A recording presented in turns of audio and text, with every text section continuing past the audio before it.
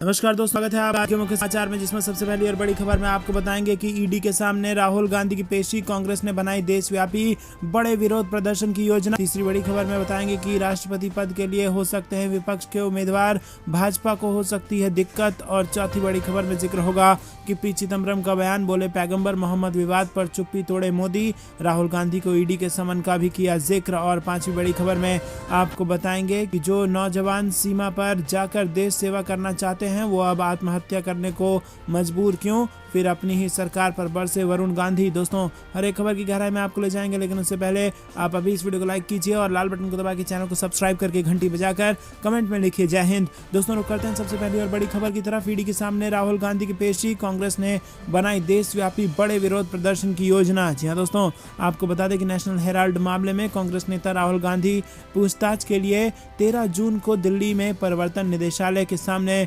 पेश होंगे और इसी दिन कांग्रेस अपनी ताकत का प्रदर्शन करने जा रही है। कांग्रेस नेता मणिकम टैगोर ने कहा कि केंद्र सरकार द्वारा विपक्ष की आवाज को चुप कराने के लिए केंद्रीय जांच एजेंसियों के दुरुपयोग के विरोध में पार्टी कार्यकर्ता देश भर में जांच एजेंसी के 25 कार्यालयों के बाहर विरोध प्रदर्शन करेंगे।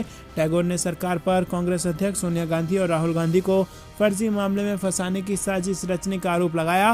कांग्रेस नेता का मानना है कि उनके नेताओं के खिलाफ आरोप फर्जी है और निराधार है। ये कार्रवाई प्रतिशोध की राजनीति का हिस्सा है। उन्होंने कहा कि देश भर में विपक्षी दलों के नेताओं पर छापेमारी किए जा रहे हैं और उनके खिलाफ कार्रवाई की जा रही है। कांग्रेस राजनीतिक प्रतिशोध के साथ सोनिया गांधी और राहुल गांधी के खिलाफ कार्रवाई करने के लिए सरकार के खिलाफ विरोध करेगी। तो दोस्तों, क्या आपको भी ऐसा लगता है कि बदले की नीयत से कांग्रेस पर यह कार्रवाई हो रही है? हाँ या ना में अपनी राय बताइए और साथ ही साथ वीडियो को लाइक जरूर कीजिए। रुक करते हैं अगली बड़ी खबर की तरफ। आरोपी के घर बुलडोजर चलाने के खिलाफ इलाहाबाद हाई कोर्ट के चीफ जस्टिस से गुहार, कार्रवाई को बताया अवैध। जी दोस्तों, प्रयागराज में हिंसा के आरोपी जावेद अहमद के घर बुलडोजर से ध्वस्तीकरण की कार्रवाई का मामला गर्मा गया है। वकीलों के एक समूह ने इसको लेकर इलाहाबाद हाई कोर्ट के चीफ जस्टिस को पत्र लिखा। वकीलों की तरफ से कहा गया कि जिस घर को तोड़ा गया है उसका मालिक आरोपी जावेद नहीं था। घर जावेद की पत्नी के नाम का है और घर को ध्वस्त करना कानून के खिलाफ है। आरोपी की पत्नी को अवैध निर्माण की कोई पूर्व सूचना नहीं दी गई थी। बताते चले कि शुक्रवार को हुई हिंसा मामले में वेलफेयर पार्टी ऑफ इंडिया के प्रदेश महासचिव जावेद अहमद को गिरफ्तार किया गया था। वहीं रविवार को प्रयागराज विकास प्राधिकरण की ओर से उसके आलीशान घर को ध्वस्त कर दिया गया। अवैध निर्माण करने के आरोप में प्रशासन की तरफ से ये कार्रवाई की गई। कार्रवाई से पहले जावेद के घर के बाहर पीडीएस की ओर से नोटिस चिपकाया गया था। दोस्तों, रुक करते हैं अगली बड़ी खबर की तरफ। राष्ट्रपति पद के लिए हो सकते हैं विपक्ष के उम्मीदवार, भाजपा को हो सकती है दिक्कत। जी हां दोस्तों, देश के सबसे सर्वोच्च पद यानी राष्ट्रपति के लिए 18 जुलाई को चुनाव होना है और इसके लिए भाजपा की नेतृत्व वाली एनडीए और कांग्रेस की अगुवाई वाले यूपीए गठबंधन में हलचल बढ़ गई है।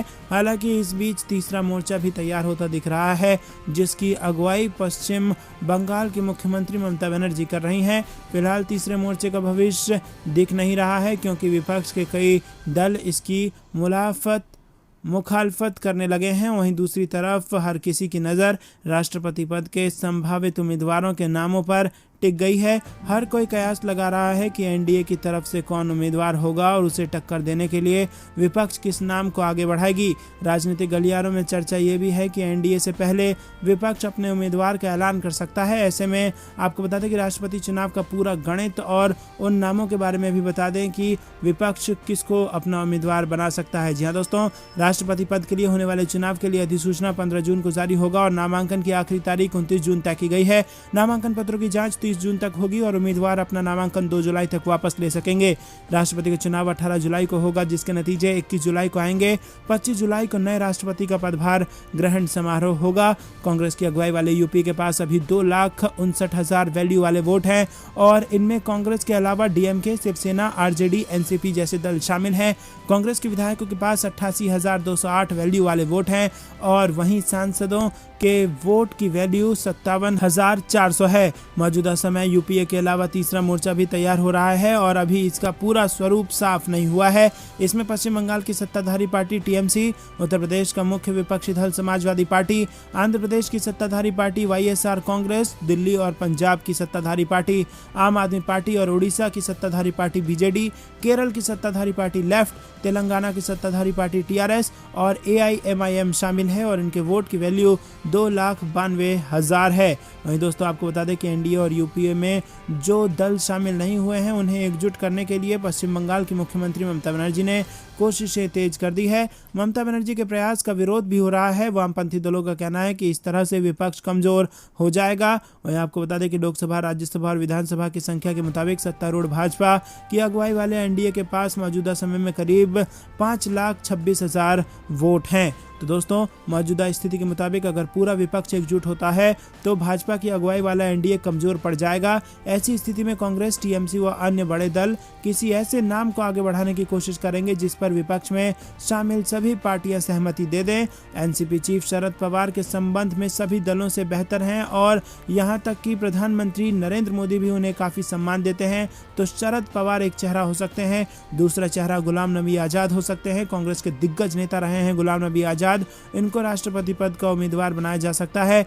मनमोहन सिंह को भी राष्ट्रपति पद का उम्मीदवार बनाए जाने की यहां पर कोशिश हो सकती है। कहा जा रहा है कि कांग्रेस की तरफ से राष्ट्रपति पद के उम्मीदवार के लिए मनमोहन सिंह का नाम प्रस्तावित किया जा सकता है। वहीं आपको बता दें दोस्तों कि यहां पर कुछ भी बहुत बड़ा हो सकता है। राष्ट्रपति के चुनाव में क्या कुछ नतीजे आएंगे, सब कुछ आपको पल पल की अपडेट देते रहेंगे। वीडियो को लाइक करना मत भूलिएगा, चैनल को सब्सक्राइब करना मत भूलिएगा। रुक करते हैं अगली बड़ी खबर की तरफ। पी चिदम्बरम का बड़ा बयान, पैगंबर मामले में बोले कि पैगंबर मोहम्मद विवाद पर चुप्पी तोड़े पीएम मोदी। राहुल गांधी को ईडी के समन के खिलाफ भी किया जिक्र। जी हां दोस्तों, कांग्रेस के वरिष्ठ नेता पी चिदम्बरम ने न्यूज एजेंसी को दिए एक इंटरव्यू में पैगंबर मोहम्मद विवाद से लेकर राहुल गांधी को ईडी समन समेत राष्ट्रपति चुनाव पर बात की। पैगंबर मोहम्मद विवाद मामले पर चिदम्बरम बोले कि प्रधानमंत्री नरेंद्र मोदी को इस मामले में तुरंत कुछ बोलना चाहिए था, उनकी चुप्पी विस्मयकारी है। दरअसल पैगंबर पर टिप्पणी के बाद नुपुर शर्मा की गिरफ्तारी की मांग को लेकर देश भर में कई राज्यों से बीते शुक्रवार हिंसा भड़की और उत्तर प्रदेश से लेकर पश्चिम बंगाल, दिल्ली समेत कई राज्यों में हंगामा हुआ। हिंसा इतनी भड़की कि कहीं इंटरनेट सेवा बंद कर दी गई तो कहीं कर्फ्यू लगा दिया गया। नेशनल हेराल्ड केस में सोनिया गांधी और राहुल गांधी को जो भेजे नोटिस के मुद्दे पर कांग्रेस के वरिष्ठ नेता पी चिदम्बरम ने कहा कि ये निराधार है। पी चिदम्बरम ने न्यूज एजेंसी पीटीआई को दिए एक इंटरव्यू में कहा कि राहुल गांधी को मिला ईडी का समन निराधार है। दोस्तों रुक करते हैं अगली बड़ी खबर की तरफ। जो नौजवान सीमा पर जाकर देश सेवा करना चाहते हैं वो अब आत्महत्या करने को मजबूर क्यों, फिर अपनी ही सरकार पर बरसे वरुण गांधी। जी हाँ दोस्तों, आपको बता दें बीजेपी सांसद वरुण गांधी एक बार फिर से अपनी ही सरकार पर बरस पड़े हैं। उन्होंने एक बार फिर से बेरोजगारी का मसला उठाते हुए सरकार को घेरा है। पीलीभीत से बीजेपी सांसद वरुण गांधी ने भारतीय सेना में खाली पड़े पोस्ट को लेकर सवाल खड़े किए हैं। उन्होंने दावा करते हुए कहा है कि करीब 1 लाख पद खाली होने के बावजूद सेना में भर्तियां नहीं निकल जा रही हैं और उन्होंने ट्वीट कर एक वीडियो भी डाला जिसमें कई छात्र सेना भर्ती के लिए तैयारी में लगे हैं। बीजेपी सांसद ने सीधे तौर पर बेरोजगारी का मुद्दा उठाते हुए केंद्र की मोदी सरकार को घेरा और उन्होंने कहा कि बेरोजगारी की वजह से युवाओं में हताशा का माहौल है। जो युवा देश की रक्षा करना भी चाहते हैं वो अब हताश हो रहे हैं और इसे लेकर ट्विटर पर उन्होंने एक वीडियो डालते हुए सरकार को संदेश दिया है। पीलीभीत से बीजेपी सांसद वरुण गांधी ने ट्वीट किया, देश के लिए कुछ कर गुजरने की हसरत, मगर हमारे युवाओं को सिवाय निराशा के कुछ हाथ नहीं लग रहा। लगभग 1 लाख रिक्त पद होने के बावजूद सेना में भर्तियां नहीं निकल रही। हताश युवा जो सीमा पर जाकर देश सेवा करना चाहते हैं वो अब आत्महत्या करने को मजबूर हैं। ऐसा क्यों? दोस्तों रुक करते हैं अगली बड़ी खबर की तरफ। सरकार की नाकामियों को छुपाने के लिए ईडी का इस्तेमाल कर रहा केंद्र, कांग्रेस का भाजपा पर हमला। जी हां दोस्तों, कांग्रेस ने रविवार को केंद्र पर तीखा हमला करते हुए आरोप लगाया कि सरकार की विफलताओं को छिपाने के लिए प्रवर्तन निदेशालय का इस्तेमाल किया जा रहा है। कांग्रेस ने कहा कि जब देश का केयर टेकर हमारी सीमाओं की अखंडता की रक्षा करने के अपने कर्तव्य में विफल रहा तो उसने अपनी विफलताओं को छुपाने के लिए ईडी को भेजा, लेकिन हम अपने देश की सुरक्षा को खतरे में नहीं पड़ने देंगे। वहीं आपको बता दें कि भारत भाजपा द्वारा भड़काई गई नफरत के खिलाफ आवाज उठा रहा है, ये पार्टी ने कहा है, और अब ईडी इस आवाज को दबाने आई है, लेकिन नफरत के खिलाफ हमारी आवाज को दबाया नहीं जा सकेगा, लड़ाई जारी है। नेशनल हेराल्ड मामले में प्रवर्तन निदेशालय ने कांग्रेस नेता राहुल गांधी को सोमवार सोमवार और सोनिया गांधी को 23 जून को तलब किया है। रुख करते हैं पीएम मोदी ने अपने बेरोजगारी मॉडल को पूरे देश में फैलाया। राहुल गांधी ने गुजरात में बेरोजगारी की स्थिति पर बोला हमला। जी हाँ दोस्तों, आपको बता दें कि कांग्रेस के पूर्व अध्यक्ष राहुल गांधी ने गुजरात में बेरोजगारी की स्थिति से जुड़ी एक खबर का हवाला देते हुए शनिवार को आरोप लगाया कि प्रधानमंत्री नरेंद्र मोदी ने अपने बेरोजगारी मॉडल को पूरे देश में फैला दिया है। उन्होंने जिस अखबार का हवाला दिया उसमें कहा गया कि गुजरात में 3400 पदों के लिए 17 लाख से अधिक लोगों ने आवेदन किया। राहुल गांधी ने फेसबुक पोस्ट में कहा कि पद ग्राम पंचायत सचिव, रिक्त पदों की संख्या 3400, वेतन 19,950 रुपये प्रति महीना, शैक्षणिक योग्यता कक्षा 10, स्थान गुजरात। 3400 पदों के लिए 17 लाख युवाओं का आवेदन, जिसमें ग्रेजुएट, पोस्ट ग्रेजुएट, डॉक्टर और इंजीनियर तक लाइन में लग गए। उन्होंने आरोप लगाया कि गुजरात के पूर्व मुख्यमंत्री अपने गुजरात मॉडल की बड़ी बड़ी बातें करते थे और अब देश के वर्तमान प्रधानमंत्री ने इसी बेरोजगारी मॉडल को पूरे देश में फैला दिया है। कांग्रेस नेता ने यह सवाल भी किया कि हर साल 2 करोड़ नौकरियां देने के दावे का क्या हुआ। मोदी सरकार अब इस विषय पर बात क्यों नहीं करती। दोस्तों, रुक करते हैं अगली बड़ी खबर की तरफ। कांग्रेस ने सोनिया गांधी, राहुल गांधी पर कार्रवाई पर ईडी के खिलाफ खोला मोर्चा। 13 जून को विरोध प्रदर्शन का किया ऐलान। जी हां दोस्तों, केंद्रीय एजेंसियों के जरिए पार्टी की राष्ट्रीय अध्यक्ष सोनिया गांधी और पूर्व अध्यक्ष राहुल गांधी उत्पीड़न करने का आरोप लगाते हुए कांग्रेस ने केंद्र सरकार के खिलाफ मोर्चा खोला है। आपको बता दें कि धरना प्रदर्शन करने का ऐलान किया गया है और राजीव भवन में मीडिया से बातचीत करते हुए कांग्रेस के प्रदेश अध्यक्ष ने केंद्र सरकार पर विपक्ष का उत्पीड़न करने का आरोप लगाया है और कहा कि केंद्र सरकार अपनी नाकामियों को छिपाने के लिए विपक्षी दल के नेताओं के खिलाफ राजनीतिक षड्यंत्र के तहत फर्जी मुकदमे में दर्ज कर रही है और उसके बाद केंद्रीय जांच एजेंसियों के मार्फत विपक्षी नेताओं को परेशान किया जा रहा है। राष्ट्रीय अध्यक्ष के खिलाफ केंद्र सरकार के उत्पीड़नात्मक रवैये के खिलाफ कांग्रेस ने 13 जून को देश भर में ईडी कार्यालय पर प्रदर्शन करने का निर्णय किया है। दोस्तों, रुक करते हैं अगली बड़ी खबर की तरफ। मोदी सरकार पर हमलावर हुए पायलट बोले 8 साल पूरे होने पर जश्न मनाने के बजाय करे आत्मचिंतन। जी हां दोस्तों, सचिन पायलट ने बढ़ती महंगाई व बेरोजगारी को लेकर केंद्र की भाजपा सरकार पर निशाना साधते हुए शनिवार को कहा कि उसे कार्यकाल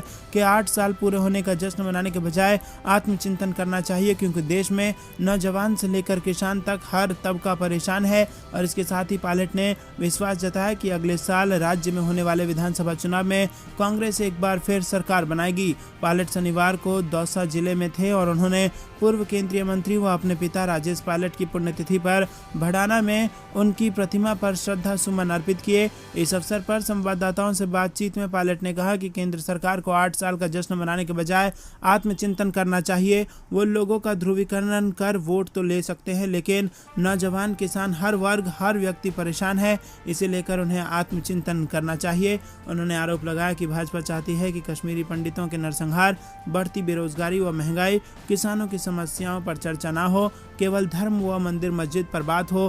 पायलट ने कहा कि जनता समझदार है और समय आने पर सही निर्णय लेगी। भाजपा की कुछ नेताओं की टिप्पणियों को लेकर उठे विवाद पर पायलट ने कहा कि जो लोग समाज में जहर फैलाने की कोशिश करते हैं, टकराव की स्थिति पैदा करते हैं, उन पर ऐसी कार्रवाई होनी चाहिए जो आने वाले समय में उदाहरण बने। दोस्तों, रुक करते हैं अगली बड़ी खबर की तरफ, जो कि गोरखपुर से आ रही है। सीएम योगी की सुरक्षा में हुई बड़ी चूक, लापरवाही के कारण मचा हाहाकार।